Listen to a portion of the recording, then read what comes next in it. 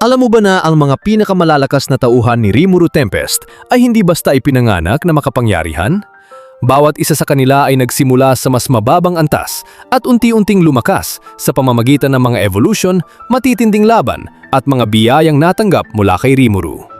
Nang maging true Demon Lord si Rimuru, nagbago ang kapalaran ng kanyang mga subordinate at nagsimula ang kanilang pag-abot sa sukdulang lakas. Ngunit sa kanilang lahat, tatlo lamang ang kinikilalang pinakamalalakas. Ang una ay si Diablo, isa siyang primordial demon na kilala bilang Noir bago pa man niya makilala si Rimuru. Matapos siyang pangalanan ni Rimuru, naging tapat siyang lingkod nito. Nang maging true Demon Lord si Rimuru sa Harvest Festival, nag-evolve si Diablo bilang Demon Peer. Pagdating ng Tenma War Arc, nagising ang kanyang ultimate skill, Azazel, Lord of Temptation, at naabot niya ang kanyang pinakamalakas na anyo bilang isa sa pinakamakapangyarihang demonyo sa buong mundo. Ang pangalawa ay si Zegion.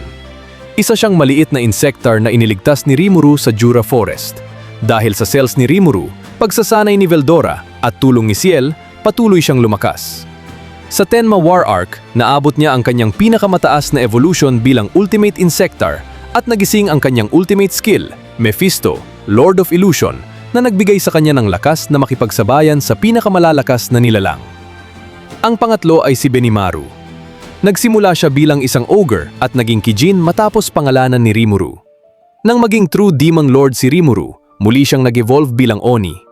Sa Tenma War Arc, naabot niya ang kanyang huling evolution bilang Divine Oni at nagising ang kanyang ultimate skill, Amaterasu, Lord of Flame, dahilan upang maging pinakamalakas na general ng Tempest. Sa pagtatapos ng light novel, sina Diablo, Zegion, at Benimaru ang kinikilalang tatlong pinakamalalakas na subordinate ni Rimuru Tempest.